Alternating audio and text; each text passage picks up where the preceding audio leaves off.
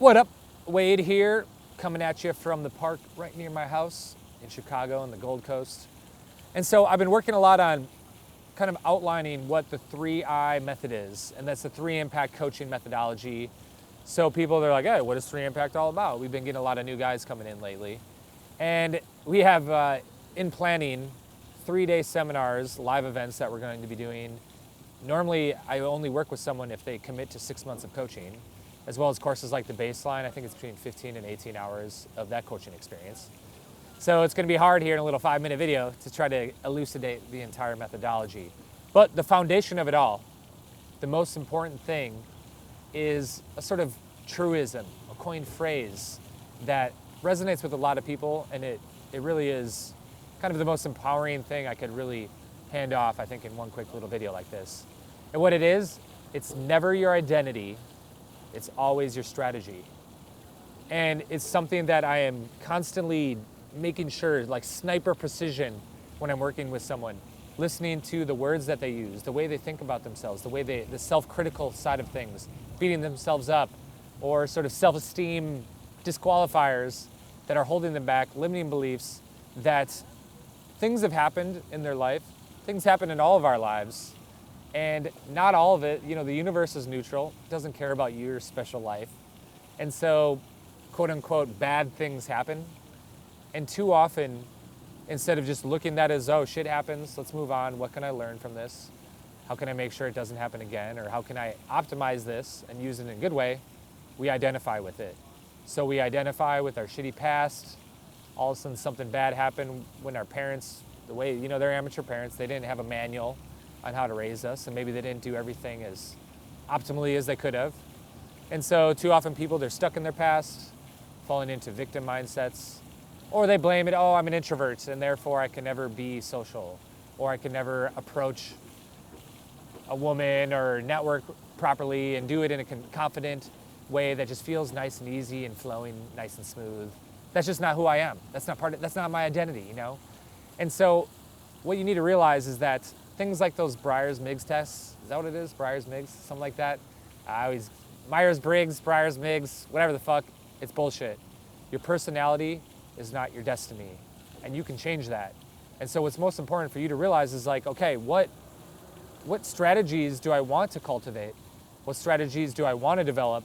And finding people out there that maybe have certain things that you like. And if anyone has a certain behavior or belief, you can learn to develop that for yourself as well. And like I said, too often what happens is, let's say we go through life and we don't do things the way we'd like to. Let's say you consider yourself a procrastinator. You say, I always procrastinate. Or I don't have any self-discipline. I'm just so lazy. I'm lazy. And it's not about you being lazy. What it is you just don't have the most productive pattern. You don't have the most productive behavior or the right mindset or meaning behind doing what you want to do it effectively.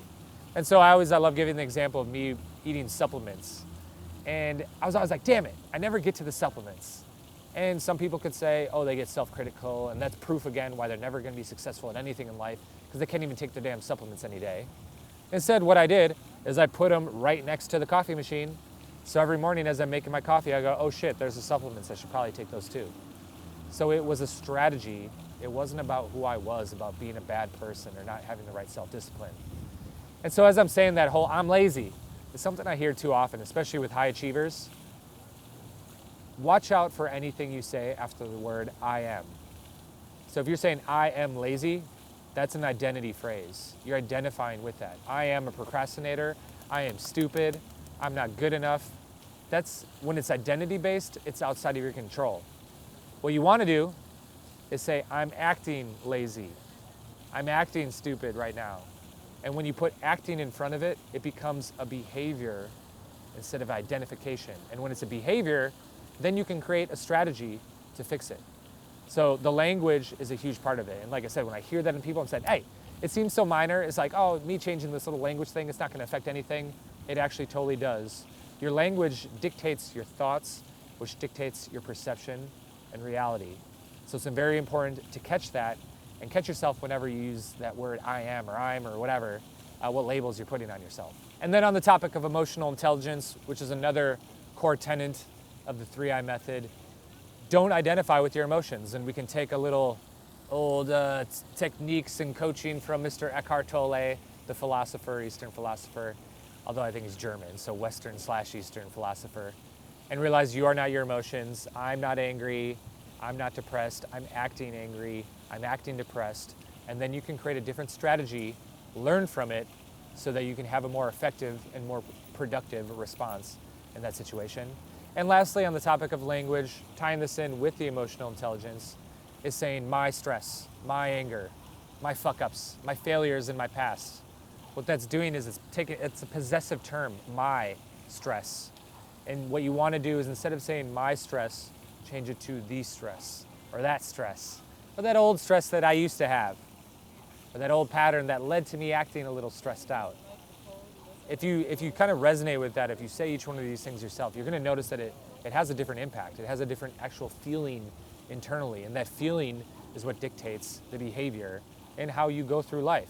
So if you want to feel better, if you want to feel happier more of the time, watch your language, watch what you're identifying with it, and stop possessing and holding on to some of these things and thinking they're part of who you are, or part of your society, or part of your culture, or the man pushing you down, or it's just the way your parents were raised, or it's just the upbringing you had, or the socioeconomic background you came from.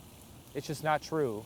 It's all just about learning the right strategies from the right people that leads to the success that you want and deserve. So, that's all I got here. As always, enjoy. Good for it. Can I get 2 of the veg outs, regular size, and then with the protein, the plant protein, I think is what it was. Boom.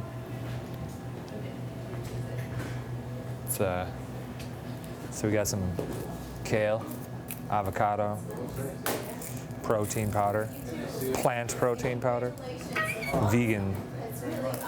I quit beef. So this is what we get.